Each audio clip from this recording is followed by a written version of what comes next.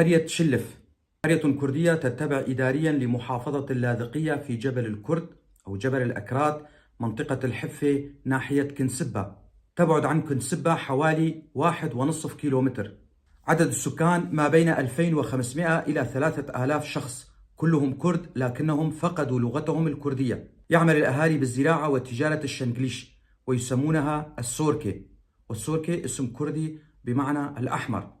قرى جبل الكرد قسم اللاذقية تعرضت لقصف شديد من قبل قوات نظام الأسد، لذلك تهدمت قراهم وتهجر أهلها شعبها، وهم بحاجة إلى مساعدة عاجلة. لذلك أناشد حكومة إقليم كردستان العراق والإدارة الذاتية لشمال وشرق سوريا بمد يد العون والمساعدة لأهلنا هناك، فهم بحاجة لنا. عائلات قرية شلف: العبد، خليل، داود، درمش، رستم، زهوري، سقومو، شنيعة، صافي، عابدين، عبدو، عراج، كنجو، مبارك، محمود وموسى.